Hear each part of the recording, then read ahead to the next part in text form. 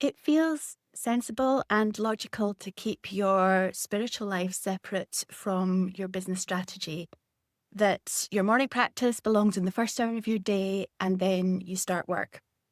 I fully understand the logic behind that. And I spent a long time being comfortable with that logic, seeing the work and the personal as separate. But now I think differently, and so I'd like to offer a different perspective, a practical one, and one that knows that business is personal. If this resonates with you, you probably already know what I'm talking about. You have a practice, maybe it's yoga or journaling or meditation or some form of quiet reflection, and you know it helps you. You notice the difference on the days that you do these practices versus the days that you don't. And yet, it's often the first thing that gets moved when your to-do list feels urgent. You tell yourself that you'll get back to it when things settle down, which, let's be honest, in business, they never really do. Maybe you're drawn to the idea of working cyclically in alignment with your energy rather than against it, but you wonder if that's serious enough, if it counts as a business strategy, if you're actually allowed to factor that into your business. You're doing the work to grow your business. You're showing up consistently, but the practice that actually helps you do that well keeps getting deprioritized because we've been taught, we've been conditioned to see business and personal as separate. Work, action, doing to be paramount, and everything else to be in the when I've got time category. This isn't a discipline or a time management issue, though. It's a fundamental misunderstanding of what performance in business actually requires. Hi there, I'm Lyndon, and this channel is about entrepreneurial leadership for women who have been in business long enough to know that strategy alone isn't the answer. What I teach is actually what sits underneath your results, and that includes what we're talking about today. So let's talk about what's actually happening when you skip your personal practice, however you describe it. How you feel, the operation of your nervous system, these are not background features of your business. They're part of you and therefore part of the environment in which every business decision gets made and every business action gets taken. So when you're regulated, when you've given yourself the conditions to think clearly, your discernment is available to you. You can evaluate options, hold uncertainty without catastrophizing. You can make a call and follow through on it. But when you're not, something quite specific happens. Your threat response narrows the lens that you look at your business through.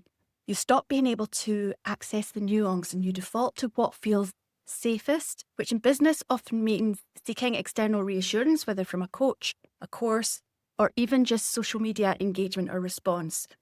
It results in switching strategy or doing more rather than doing less, but doing it better. That's what keeps us on a treadmill rather than a positive trajectory. And it's not a mindset problem.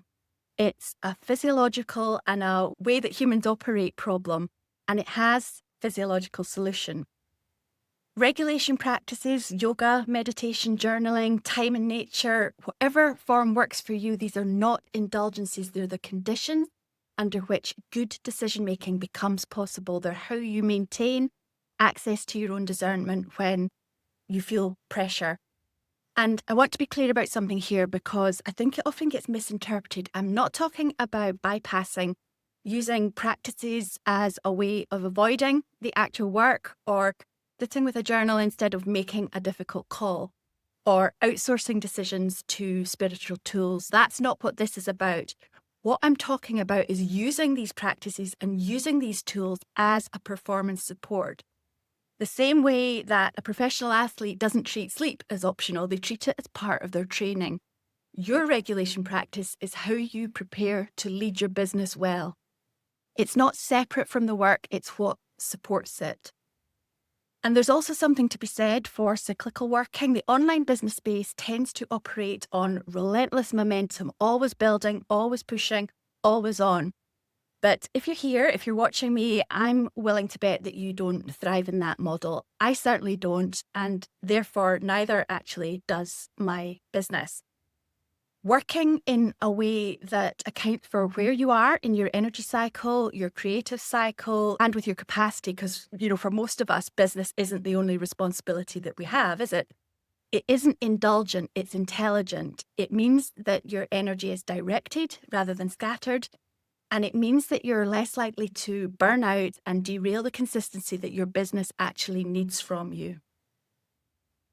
The personal cost of ignoring all this is obvious, but the commercial cost of ignoring it is real too.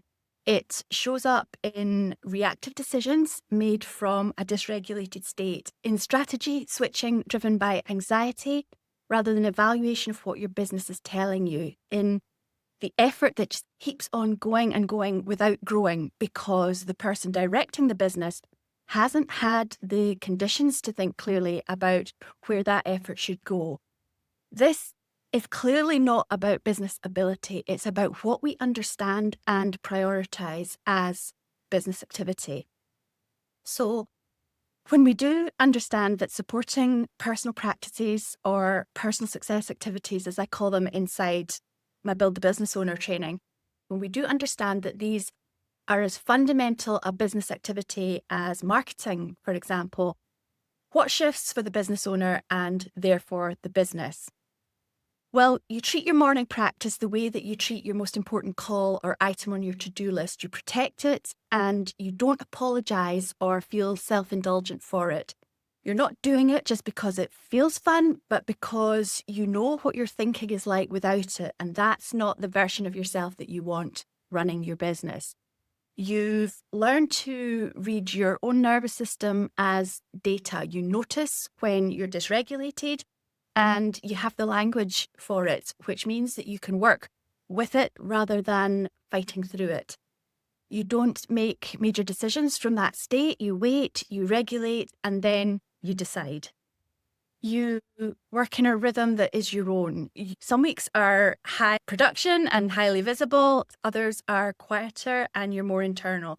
You've stopped apologizing for the quieter ones because you understand what they're doing for you, what they're producing, the clarity that shows up in your next piece of work, your next decision that feels clean, the business that keeps moving because you do in a way that works for you. So the shift here is a simple one to understand, but as with many things, I fully acknowledge and know personally that that doesn't make it easy to stick to. But equally, it doesn't make it any less true. Regulation isn't a reward for working hard enough, nor is it something that arrives by chance with external results. If you want somewhere to start with this, here is a question worth sitting with. What practice are you currently treating as optional that your business actually depends on?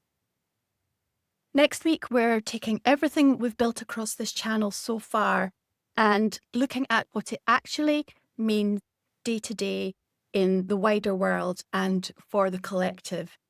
Conscious leadership is one of those terms that can stay vague unless you get specific about it. And that's what we're going to do next week. So if that interests you, come back and watch the video. And if you've been sitting with this work and you're ready to take a practical step, Recalibrate, your 30-day practice for confident decision making, is a program that I created specifically for women who know business and who know more strategy isn't what they need right now to make meaningful progress. The link's in the description. If this channel is giving you something useful, a different way of thinking about your business, something that makes you feel a bit clearer or a bit more solid, subscribe so that you don't miss what's coming up. It's the most straightforward way to make sure that the content finds you when you need it. I'll speak to you next week. Bye for now.